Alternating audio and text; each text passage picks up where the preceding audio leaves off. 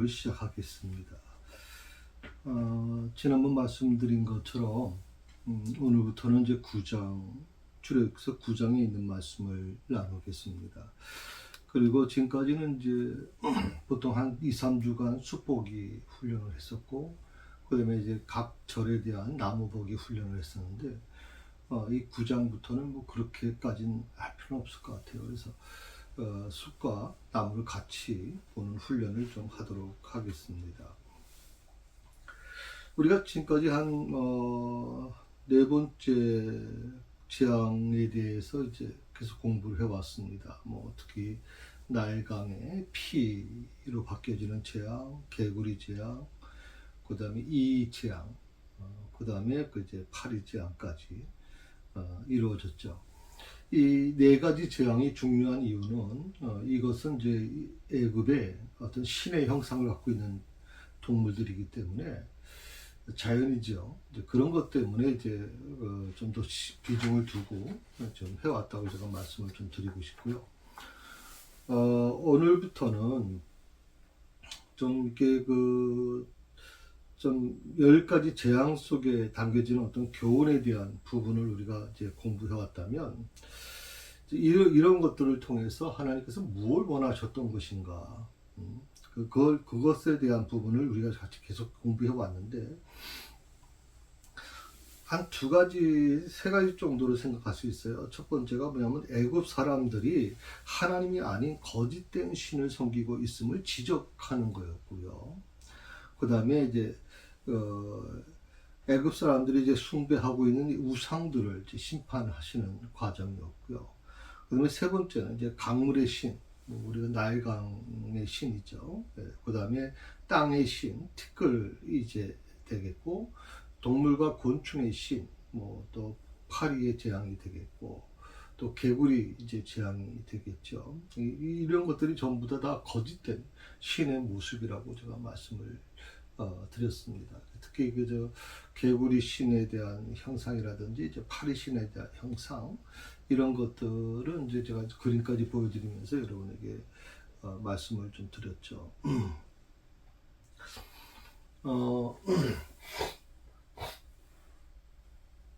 한번 여러분 한번 생각해 보세요. 자연을 숭배한다는 거, 근데 이게 자연 숭배 사상이 애굽에만 있는 것이 아니라고 말씀 제가 한번 드렸잖아요. 이거는 사실 어떤 전 세계에 퍼져 있습니다. 특히 우리나라도 이 자연 숭배 사상이 굉장히 좀 뭐 기독교가 들어오기 이전까지는 사대에 좀 깊이 들어와 있던 것도 사실이죠. 뭐 큰 바위를 숭배한다거나, 아니면 뭐 이렇게 뭐 여러 가지 뭐 태양을 숭배한다거나, 뭐 이런 길조를 점치는 것도 다 이 자연에 대한 부분이거든요. 그래서 이런 부분에 대해서 이제 하나님께서 그것이 얼마나 헛된 것인가, 그것이 인간을 보호해 주거나 축복해 주는 것이 아니다라고 하는 것이죠. 이 재앙을 통해서 애굽 사람들은 지금 뼈저리 아마 느낄 거라고 생각을 합니다. 그래서 그런 부분들을 우리가 좀 생각해 봤으면 좋겠다 생각이 들어요.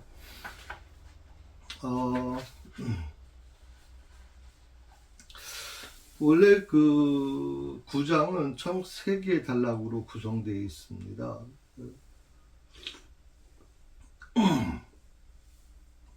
첫 번째 단락이 이제 9장 1절에서 7절까지 말씀이고요. 그 다음에 이제 두 번째 단락이 8절에서 12절까지 말씀이고요. 세 번째 단락이 이제 13절에서 35절까지의 말씀입니다. 이 세 단락으로 구성이 되어 있거든요. 그래서 오늘부터 한 두세 주 정도는 이제 이 첫 번째 단락에 대한 말씀을 드릴 겁니다. 1절에서 7절에 있는 말씀. 이 1절에서 7절에 있는 말씀은 이제 뭐 5번째 재앙이라고 그래서 이제 악질 재앙이다, 그렇게 말씀을 드릴 수 있어요. 악질. 특히 5번째 재앙을 좀 더 다른 표현으로 쓰면 이제 가축 재앙이라 이렇게 얘기를 하거든요. 가축. 뭐 사람한테는 뭐 큰 해를 끼친 거는 아닌데, 이제 가축들에 대해서만은 뭐 요즘에 우리나라도 지금 가축에 해당되는 이 전염병들이 계속 돌았잖아요. 그래서 소가 이 걸리게 되면 제가 정확한 이름을 지금 잘 모르겠습니다만은 그 주변에 있던 소들 한 500마리 5,000마리 정도가 막 그 땅에 묻히지 않습니까? 참 어떻게 보면 굉장히 비극이죠. 그런 전염병이라는 게 얼마나 무서웠냐면 이 우리가 생각할 때는 한 마리 두 마리 정도에서 발견된 거면 그 전염병 걸린 소만 없으면 되지, 그 주변에 있는 소들 아직은 걸리지 않는 소까지 다 도살 처벌하는 이유가 뭐냐라고 얘기하는데 선제적인 거라는 거죠. 바이러스가 어디까지 지금 갈지 모르기 때문에 그 주변에 있는 것은 정리한다 이렇게 얘기하는 것 같은데, 이 악질이라고 하는 것은 이제 전염병이라는 돌림병이라는 얘기입니다. 그래서 이 한번 걸리면 순식간에 막 번져나가기 때문에 지금도 힘든데, 지금도 이 약품이라든지 기계가 발달되어 있음에도 불구하고 굉장히 힘들지 않습니까? 하물며 이 수천 년 전에 이 악질 재앙, 애굽 땅에 있었던 이 악질 재앙이 얼마나 힘든 부분이었을까요? 하는 그런 생각을 좀 해봅니다. 그러니까 첫 번째부터 네 번째 재앙까지는 생활에 좀 불편을 줬어요. 그리고 고통을 주는 재앙이었죠. 이건 어떻게 보면 사람에 대한 겁니다. 사람에게 준 고통이죠. 애굽 사람들에게 준 고통이죠. 그런데 이 악질 재앙, 다섯 번째 재앙부터는 어떻게 보면 이제 그 살아있는 동물들의 생명에 직접 위협을 주는 재앙이 이제 이루어지게 돼요. 물론 그런 바이러스에 전염된 그런 소를 또 아니면 짐승을 먹게 되면 또 인간에게도 전염되는 경우도 아마 있을 수 있겠죠. 요즘에 많이 우리가 발견하고 있는 이제 바이러스, 코로나 바이러스라든지 이런 여러 가지 바이러스들이 다 이제 짐승으로부터 이제 들어오는 것이기 때문에 사실 어떻게 보면 이제 인간과 그 동물 사이에 분명히 선을 긋기는 어려운 부분들이 아마 있겠죠. 이것은 어떻게 보면 살아있는 동물들에게 제한된 전염병이었다고 생각을 하는데, 그 전염병이 결국 인간에게까지 영향을 미쳤을 거라고 하는 생각을 할 수 있어요. 이 악질 재앙의 특징 중에 하나가 뭐냐면 여러 우상들과 관련돼서 이제 그 악질의 이 전염병의 피해를 입은 생축 살아있는 가축들 중에서 특히 암소, 황소라든지 암소가 있잖아요. 이것이 굉장히 무서운 지금까지 애굽의 굉장히 중요한 우상이라고 제가 말씀을 드렸죠. 이 황소와 암소, 특히 흰소 같은 경우에는 절대 해를 줘서는 안 되는 아주 신성한 동물들이죠. 그런데 그런 동물들을 신성한 동물이라고 해서 그들이 우상으로 섬기는 그런 동물들이라고 해서 그 동물들이 여기서 피해갈 수 있을까요? 전혀 피해가지 못했죠. 황소나 암소도 다 그 전염병에 걸려서 이제 죽은 겁니다. 그것이 어떻게 보면 애굽 사람들에게는 굉장히 충격적으로 다가왔을 거예요. 왜? 자신들이 지켜주고 있다고 생각하는 신으로 섬겼는데, 그 신들로 섬겼다니 그 황소나 암소까지도 어떻게 보면 그 당시에 이 가축의 신 중에서도 최고 높은 신인데, 그 신들조차도 지금 자기 몸 하나 건사하지 못한다면 애굽 사람들이 바라봤던 이 허탈감은 어땠을까 하는 생각도 좀 해봅니다.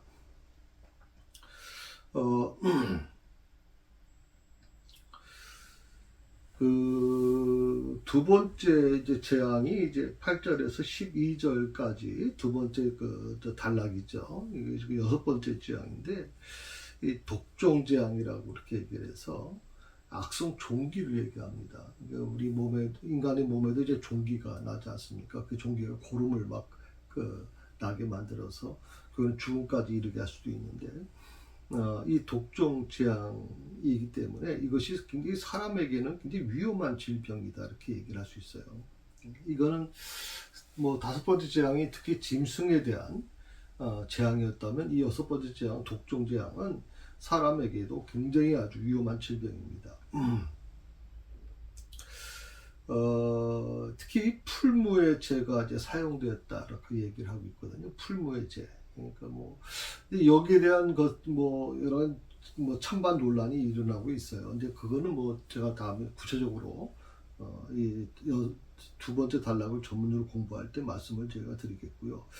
아마 이런 어떤 죄가 사용됐다라고 하는 것은 이제 애굽의 그 추악성을 나타내는 거라고 볼 수가 있죠.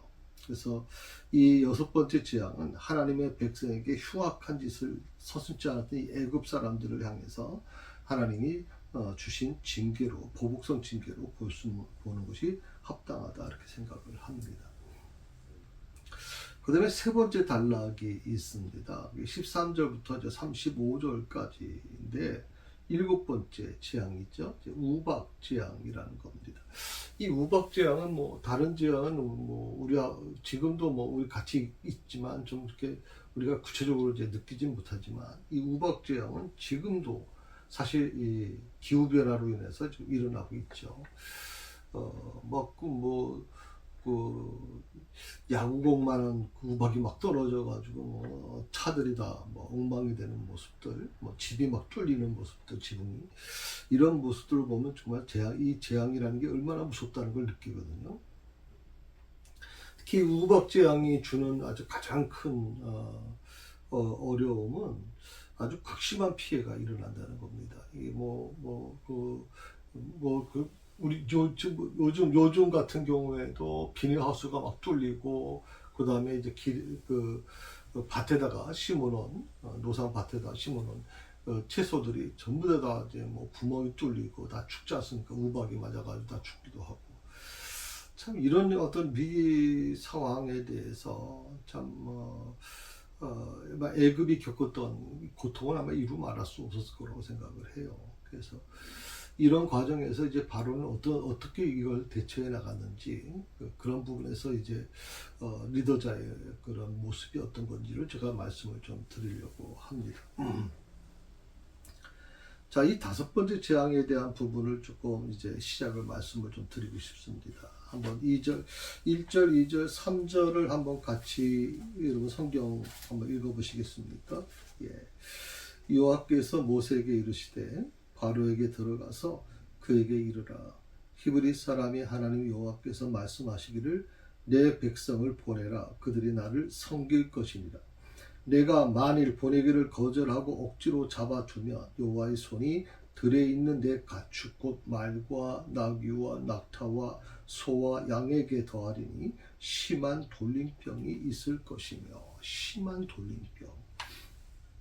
특히 이 다섯 번째 재앙은요, 이스라엘 자손들의 소유인 가축과 그리고 애굽 사람들의 소유인 어떤 가축, 특히 말, 나귀, 약대, 우양을 구별했다라고 성경은 이제 얘기를 하고 있어요. 물론 네 번째 재앙 같은 경우에도 이제 애굽하고 이제 그 이스라엘을 그 고센 땅을 구분했죠. 이스라엘 백성들이 사는. 근데 특별히 애굽의 그 모든 가축들을 이제 그 이스라엘 자손들이 이제 소유하고 있는 그 가축들과 분리했다라고 하는 거. 우리가 생각할 때 뭐 이스라엘은 좀 노예 신분 아닙니까? 노예 신분으로 있는 이스라엘 백성들이 어떻게 그 가축을 소유할 수 있느냐? 여러 가지 뭐 그런 의문을 가질 수가 있어요. 그런데 이 애굽의 정책 중에 하나는 그들의 노동력을 활용해서 사용하되 그들에게 어느 정도까지는 이제 좀 약간의 자유를 줬습니다. 그래서 뭐 동물을 최소한을 키울 수 있는 뭐 권한을 주기도 했고 좀 그렇게 이제 좀 자유를 좀 줬거든요. 그래서 우리가 생각하는 어떤 뭐 노예니까 완전히 철저히 아무것도 뭐 못하는 통제된 그런 모습은 아닐 거라고 생각이 들고요. 처음에는 뭐 이 나일강이 이제 피로 바뀌는 이 부분은 사실은 뭐 그 큰 어떻게 보면 이제 물을 먹지 못하기 때문에 굉장히 힘들 수도 있었지만 그렇게까지 아주 뭐 전체적으로 아주 고통과 아픔을 준 부분은 아니에요. 그런데 이런 재앙이 점점점 사람을 괴롭히는 재앙으로 발전해 나가죠. 그리고 사람을 괴롭히는 재앙으로 가다가 뭐 개구리 재앙도 마찬가지고 이 재앙도 마찬가지고 뭐 그런 뭐 재앙들이 다 마찬가지로 이제 그 사람들을 괴롭힌 재앙이었단 말이죠. 그런데 그런 재앙이 5번째 재앙 오면서 이제 애굽 사람들이 갖고 있는 재산에 타격을 주는 거예요. 이 동물들이 가축이라고 하는 것은 어떻게 보면 뭐 지금도 근동지방에서는 재산이죠. 굉장히 중요한 재산입니다. 하물며 그 당시에 이 애굽 시대의 이 가축은 뭐 거의 뭐 절대적인 재산이라고 봐야 되겠죠. 그런데 그 가축들이 전부 다 돌림병으로 죽었다. 그렇다면 결국에는 그 재산의 손해가 엄청났을 거라고 생각이 드는 거예요. 그래서 이 재앙은 애굽 사람들이 갖고 있는 재산에 타격을 주는 거다.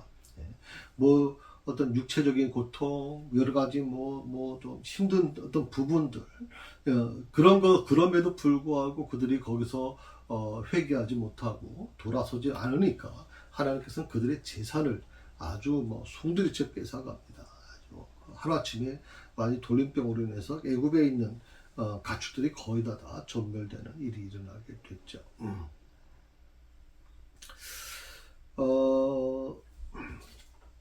한번 이 부분을 한번 좀 같이 한번 보실까요? 지금 1절 한번 말씀을 좀 한번 쭉 한번 보시죠. 여호와께서 모세에게 이르시되 바로에게 들어가서 그에게 이르라. 히브리 사람이 하나님 여호와께서 말하기를 내 백성을 보내라. 그들이 나를 섬길 것이니라. 히브리 사람의 하나님 여호와. 이 히브리 사람이 하나님 여호와라는 이 명칭이 참 멋있는 것 같아요. 전능하신 하나님, 영원 지존하신 그 여호와 하나님, 그 하나님과 동시에 같이 사용된 것이 바로 히브리 사람의 하나님이다. 히브리 사람의 하나님. 그래서 이스라엘 백성들이 이 하나님에 대한 여호와에 대한 이 자부심을 갖는 이 택한 백성, 우리는 선민이다라고 생각을 하는 게 바로 히브리 사람이 하나님 여호와다. 이 표현이 아주 꼭 집어서 말씀하잖아요. 히브리 사람이 하나님. 요즘 말로 하게 되면 우리 대한민국 사람의 하나님. 이거는 멋있는 얘기입니까? 정말 참 놀라운 일이죠. 이 표현을 한번 보면 하나님께서 이스라엘 백성들의 신이다. 이스라엘의 신이다. 라는 것을 분명하게 나타내시는 거예요. 바로 앞에 히브리 사람의 하나님, 너희가 무시하고 너희가 노예로 잡고 있는 그 히브리 사람, 어떻게 보면 굉장히 무시당할 수밖에 없는 그 히브리 사람이 바로 하나님이라고 하나님은 자신 있게 얘기하고 있는 거예요. 그리고 그 히브리 사람의 이스라엘 백성들의 하나님이신 그 하나님께서 온 세상을 주관하시는 참 신이심을 나타내고 있다는 것이죠. 이제 하나님께서는 바로에게 요구합니다. 전에는 단지 우리가 이 8장 8장 이전에까지는 희생 제사를 드리는 거로 얘기했어요. 그래서 모세가 바로에게 가서 우리가 희생 제사를 드리려고 합니다. 그러니까 광야에 가서 희생 제사를 드리게 해 주십시오라고 요청을 했다면 한 걸음 여기서 더 나갑니다. 뭐랍니까? 히브리 사람의 하나님 여호와께서 말씀하시기를 내 백성을 보내라. 그들이 나를 섬길 것이니라 그랬어요. 희생 제사만 드려 주십시오. 희생 제사만 우리가 드리겠습니다. 라고 하는 요청에서 이제는 5번째 재앙부터는 놀랍게도 섬길 것이다. 내 백성이 나를 섬길 것이다 라고 섬긴다라는 표현을 쓰고 있어요. 이 두 단어가 큰 차이가 있죠. 희생 제사를 드리는 거하고 섬긴다라고 하는 것은 완전히 차원이 다른 거죠. 그러니까 만약에 바로가 요 5번째 재앙 오기 전에 희생 제사를 드리겠다라고 하는 것을 허용을 했다면 어떤 일이 일어날까요? 근데 그걸 계속 거부하다가 결국에는 하나님을 섬긴다, 내 백성이 나를 섬길 것이다 라고 하는 이 단계까지 가게 된 거예요. 이것은 하나님께서 이스라엘을 구원하신 목적이 이스라엘을 통해서 섬김을 받기 위한 것이라는 것을 분명히 말씀하고 있는 거죠. 하나님이 우리를 선택해 주시고 우리를 불러주시고 나를 오늘도 주의 자녀로 주의 보혈의 피로 나를 구속해 주신 이유가 뭐냐? 그럼 나 혼자 잘 먹고 잘 살라고 하는 게 아니에요. 그 교회를 통해서 나 자신을 통해서 하나님의 뜻을 이루기를 원하는 거예요. 그래서 하나님을 섬기기를 원하는 거예요. 하나님께서 원하시는 게 뭔지. 근데 우리가 그것을 염두에 두지 않고 어떤 하나님이 복을 주시면 그 복을 다 내 자신을 위해서 쓰려고 하잖아요.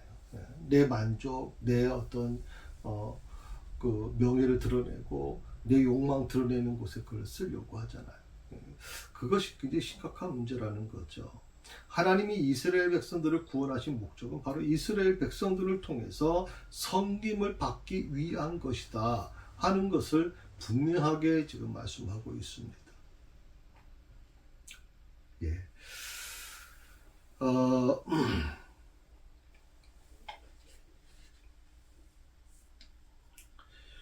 어떻게 보면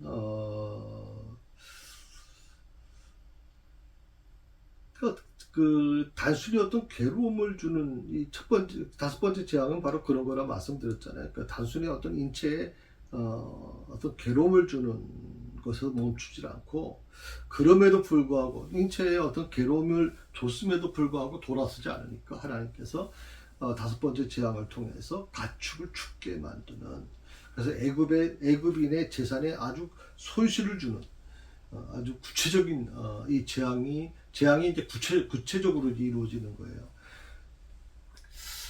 그 애굽 사람들이 개구리 재앙도 그렇고 불편하겠죠. 불편했을 겁니다. 또 이 티끌 재앙, 이 재앙도 마찬가지고 굉장히 불편했겠죠. 그런데 더 지금 어떤 놀라운 건 뭐냐면 그들에게서는 이제 제일 중요하게 생각하는, 목숨처럼 생각하는 게 이 재산 아닙니까? 돈, 요즘 말로 하면 이제 돈인데, 이 돈이 제2의 생명과 같은 존재인데, 그 제2의 생명과 같은 이 재산들을 전부 한순간에 다 없애버린다.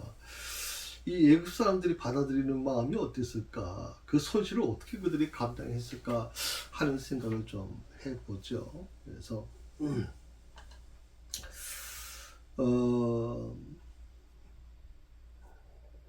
특히 그 1절의 말씀을 보게 되면 이제 여호와께서 모세에게 이르시되 바로에게 들어가서라고 하는 표현이 나와요. 이 들어가서라고 하는 이 표현은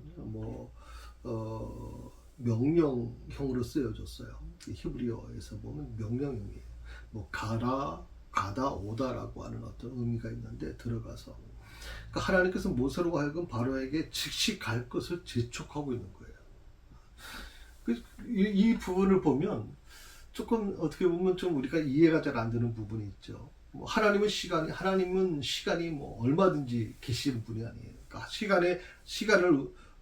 시간의 모든 주인이 하나님이시니까 하나님께서 원하시면 얼마든지 시간을 통제할 수 있는데, 오늘 모세에게 즉시 가라, 재촉하고 계시단 말이죠. 이 들어가서라고 하는 이 표현은 뭔가 좀 명령이에요. 강하게 하는 명령이에요.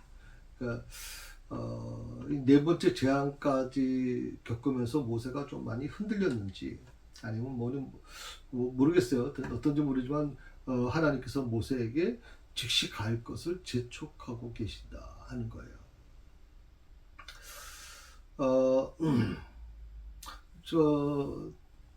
조금 전에도 말씀드렸지만 처음 이 출애굽기서를 말씀을 드리면서 강의하면서 이 히브리 사람이라는 표현을 제가 한번 설명을 드린 걸로 알고 있어요.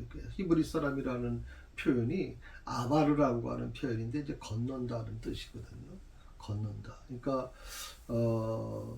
이 부분은 이제 그 히브리인들의 어떤 역사적 유래와 연결된 거죠. 그래서 아브라함이 갈대아 우르를 떠나서 유라데스 강을 건너 가나안으로 이주한 그 역사적인 사건, 거기서 만들어진, 거기서 생겨난 말이 뭐냐면 히브리라는 말이에요. 히브리. 강을 건넌다, 강을 건넜다라고 하는 뜻이거든요. 그 히브리 사람이 하나님 여호와라고 하는 이 이름,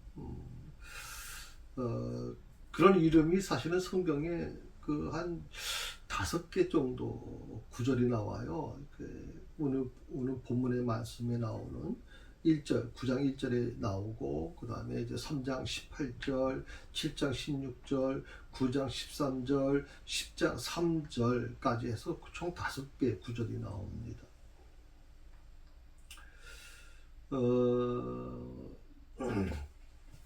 이 출애굽 운동과 관련해서 이 히브리 사람의 하나님의 여호와라고 하는 이 표현을 소개한 이유는 뭐냐면, 크게 이렇게 생각할 수 있을 거예요. 말씀으로 천지를 창조하신 권능을 강조하는 하나님. 이게 우리가 보통 엘로힘이라고. 엘로힘. 성경에도 이제 기록되어 있잖아요. 엘로힘. 원래 엘이라고 하는 게 이제 하나님이라는 뜻이에요. 로힘이라는 건 복수형이고. 그래서 하나님. 그래서 말씀으로 천지를 창조하신 권능의 하나님을 얘기할 때 이제 바로 이 히브리 사람의 하나님 여호와라고 하는 표현을 이제 그렇게 이해할 수 있다고 생각하고요. 두 번째는 이스라엘 민족과 언약을 맺으셨다라고 말씀드렸어요. 이 언약은 어디서 시작된 겁니까? 예, 아브라함과 맺은 언약이죠. 이 이스라엘 백성들의 시조가 아브라함이니까 아브라함이 하나님과 이제 언약을 맺습니다. 동물을 이제 죽여서 이제 각을 떠가지고 제물로 양옆에 놔두고 그 사이를 이제 걸어가게 되죠. 그래서 이쪽 끝에서 저쪽 끝에서 서로 간에 이제 그것을 지나가면서 이제 서로 서약을 하는 겁니다. 언약을 하는 거거든요. 그래서 그 언약은 뭐냐면 목숨을 거는 겁니다. 이 동물이 죽은 것처럼 우리가 이 언약을 지킨대. 만약 이 언약을 깨는 자는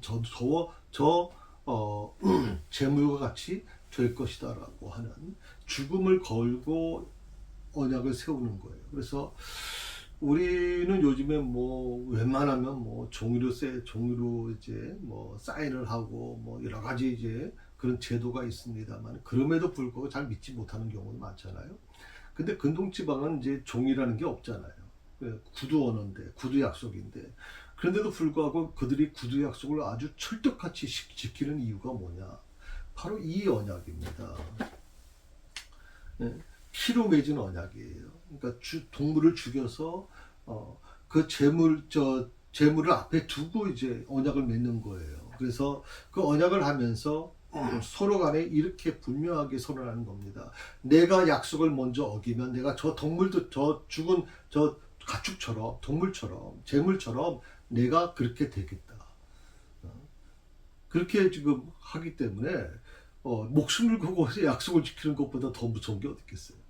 근동지방은 그런 부분에서는 굉장히 약속을 철저히 지킵니다. 사실 우리가 또 어떤 증거 자료를 요구하고 요즘에는 말로 한 약속은 약속이라고 보지도 않죠. 말로 한 약속을 누가 지킵니까, 사실은.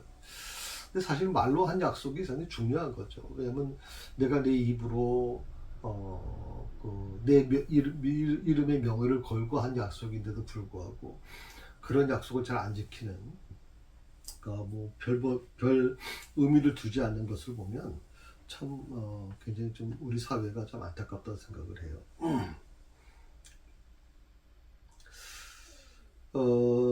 특별히 그 언약을 지키시는 그 하나님, 신실하신 하나님, 그 분을 어떻게 표현했냐면 여호와라는 명칭을 같이 사용했어요. 그러니까 여호와라는 명칭은 스스로 있는 자다. 그 스스로 있는 자라는 뜻인데, 그 스스로 있는 자라는 게 뭐냐면 언약을 반드시 지키시는 신실하신 분이다. 언약을 반드시 지키시는 신실하신 분. 그러니까 하나님께서 이렇게 말씀해요. 너희는 잊을지라도 나는 잊지 않았다 하는 말씀을 주시거든. 그러니까 우리가 하나님이 잊으셨나 봐, 하나님께서 오늘도 나를 완전히 잊으셨나 봐, 내 기도를 듣지 않으시나 봐, 이렇게 우리가 이렇게 생각을 하는데, 사실 그 부분에 대해서 오늘 이 말씀, 히브리 사람의 하나님 여호와라고 하는 이 말씀 속에, 특히 여호와라는 이 명칭 속에서 오늘 우리가 분명히 기억해야 될 것은 언약을 반드시 지키시는 신실하신 분이다. 내가 믿는 하나님은 바로 그런 분이다라는 것을 우리가 반드시 믿음으로 고백했으면 좋겠습니다. 여기서 이제 히브리 사람을 지칭한 것은요, 뭐 몇 가지 의미가 있겠지만, 하나님께서 히브리 민족만의 하나님이라는 사실을 의미하는 건 아닙니다. 그러니까 요즘에 이스라엘 백성들이, 이스라엘 나라도 마찬가지지만, 사실 이 전쟁에 대해서 여러 가지 얘기들이 많아요. 그리고 뭐 일부에서는 우리가 이제 생각할 때는 이제 유대인들이 전 세계에 많이 퍼져 있고 팔레스틴은 팔레스틴 사람들에 대한 생각을 별로 안 해봤어요. 그런데 지금 미국에서도 이 반전 운동이 일어나잖아요. 그러니까 이스라엘에 대한 지지하는 것이 아니라 팔레스틴을 지지하는 그런 막 그 시위가 일어나고 있잖아요. 러시아에서도 일어납니다. 영국 같은 데는 뭐 유럽에서도 곳곳에서 막 일어나고 있잖아요. 그래서 뭐 제가 유엔에서 그 이스라엘 대사가 이제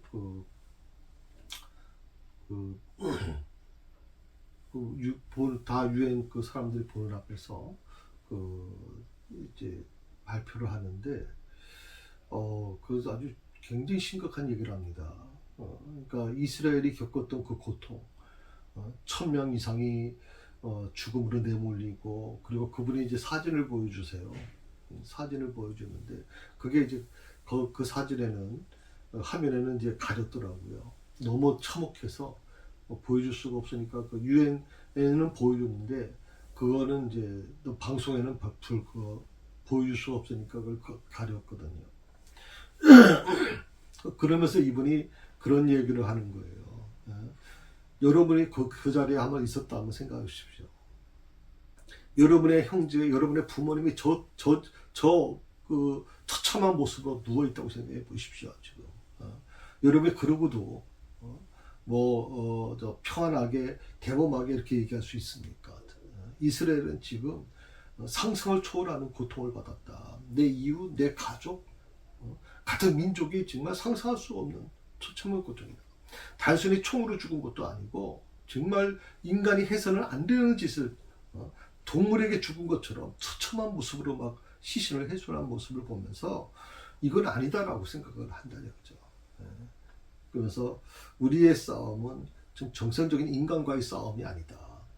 우리는 참혹한 짐승들하고 지금 싸우고 있는 것이고, 뭐 이렇게 얘기를 하는 거 들어보면서 좀 어떻게 보면 팔레스타인 하면 우리는 좀 이미지가 좀 안 좋은 이미지를 갖고 있잖아요. 이스라엘은 뭔가 좀 선한 쪽이고 팔레스타인은 뭔가 악의 축 같고, 사실 어떻게 보면 사실 수천 년 동안 살아왔던 팔레스타인 땅에 갑자기 이스라엘 사람이 전 세계에 흩어져 있던 이스라엘 민족이 갑자기 내 땅이니까 내 땅에 우리가 이제 사니까 나가라 이런 거 아니에요. 사실은 지금 한 40몇 년도이죠.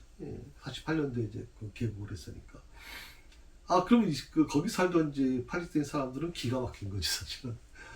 하루아침에 땅을 뺏기고 뭐 집을 뺏기고 또 뭐 떠돌이 신세가 될 수밖에 없는 입장이니까.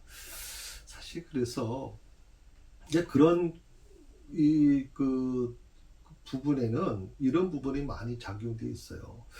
이 히브리 사람이라는 게 오직 우리 이스라엘 민족의 하나님이다. 이렇게 그런 독선적인 부분을 갖고 있어요. 하나님은 이스라엘 민족의 하나님이라고 하는 것으로 국한된 분이 아니거든요. 그렇게 제한되시는 분이 아니에요. 하나님도 말씀하시잖아요. 물론 이스라엘 백성들을 내가 선택했는데 너희를 선택한 것은 너희가 무슨 이 민족 중에서 이 세계 민족 중에 가장 우수한 민족이기 때문이 아니라 가장 약한 민족이기 때문에 너희 약한 민족을 택해서 다른 민족들, 강한 민족들을 부끄럽게 하시기 위해서, 어떻게 보면 그런 의미가 있었는데 이스라엘에서는 그렇게 생각 안 하는 거죠.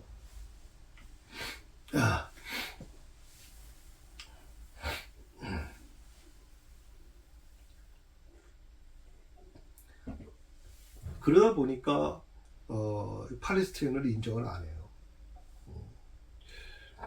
저는 이번 과정을 통해서 전 이스라엘이 좀 팔레스타인하고 좀 평화를 이뤘으면 좋겠어요. 그래서 서로 공존하며 살 수 있는, 또 이스라엘 나라가 그 땅이 많이 필요한 건 아니잖아요. 한 1000만, 지금 900만 명, 한 900만 명 정도 이제 그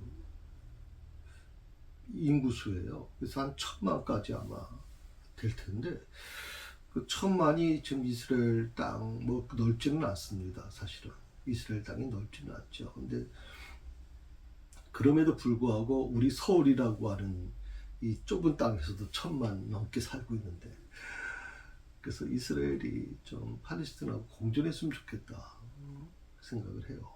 공존했으면 좋겠다. 그 이스라엘 백성들은 항상 이 지역신의 개념을 하나님의 존재를 좀 자기들의 하나님, 지역 국한된 그런 하나님의 개념을 갖고 있는데, 그것은 어떻게 보면 애굽 사람들도 마찬가지예요. 애굽 사람들도 자기 지역신의 개념을 갖고 있거든요. 이 바로에 대하여 이 종교적으로 굉장히 그것을 제한시키고 그 안에서 자기들이 무슨 대단한 것처럼 생각하는 바로 그런 그 예굽 종교에 대해서 오늘 히브리 사람이 하나님이라는 것은 굉장히 선포하는, 도전하고 선포하는 의미를 지녔다고 이해할 수 있습니다. 그리고 이제 말씀하시기를, 여호와께서 말씀하시기를 할 때 그 말씀하시기를 하는 것은 하나님께서는 이스라엘 민족을 보내라는 겁니다. 단순히 모세와 아론의 말이 아니라 그것은 바로 당신의 말씀이다. 당신의 명령이다. 이스라엘 민족을 보내라고 하는 것은 모세의 말이 아니다. 나의 말이다. 라고 분명히 말씀하시는 거고요. 내 백성을 보내라라고 하는 거예요. 그러니까 이스라엘 백성을 해방시키라고 하는 이 5번째 요구인데, 내 백성을 보내라고 하는 게 이제 5장 1절에 보게 되면, 출애굽기서 5장 1절에 보게 되면 뭐 그런 내용이 나옵니다. 5장 1절에도 보면 이스라엘 하나님 여호와께서 이렇게 말씀하시기를 내 백성을 보내라, 그렇게 나오고요. 그 다음에 또 7장 16절에 보게 되면 역시 마찬가지로 또 그렇게 나옵니다. 그래서 내 백성을 보내라 하는 부분이 또 나오죠. 또 8장 1절에도 그렇게 또 나와요. 8장 1절에도 내 백성을 보내라 하는 말씀이 나와요. 내 백성을 보내라고 하는 것이 지금 그러니까 이스라엘 백성을 해방시키라고 하는 뜻인데, 이것이 5번째 요구거든요.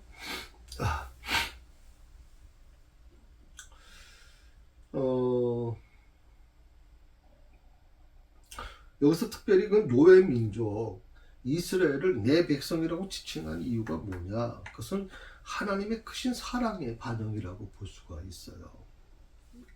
어떻게 보면 내 백성이라고 하는 이 표현이 굉장히 제한된 표현 같지만, 그것은 어떤 면에서 이스라엘 백성들에게는 굉장한 자부심이 되고 제가 말씀을 드렸잖아요. 오늘 하나님이 누구의 하나님이냐? 나의 하나님이다 하여튼. 하나님께서 이 백인범 목사의 하나님이다 하여튼. 우리 권사님들, 김 권사님의 하나님이다. 최 집사님의 하나님이다. 그 얼마나 놀라운 일이에요. 그 하나님의 어떤 사랑이 반영된 말이잖아요. 그래서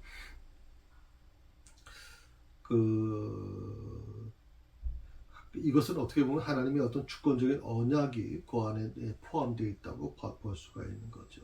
그리고 특별히 마지막으로 이렇게 나오죠. 그들이 나를 섬길 것이니라. 나를 섬길 것이니라. 나를 섬긴다. 출애굽의 궁극적인 목적을 설명해 주는 거예요. 그러니까 이스라엘 백성들을 애굽에서 탈출시키려고 하는 이유가 뭐냐? 바로 나를 섬기는 것이다. 하나님을 섬기기 위해서. 그러니까 하나님께서 나를 오늘 택하셔서 불러주시고 또 새사람께로 불러주신 이유가 뭐냐? 하나님을 섬기기 위한 겁니다.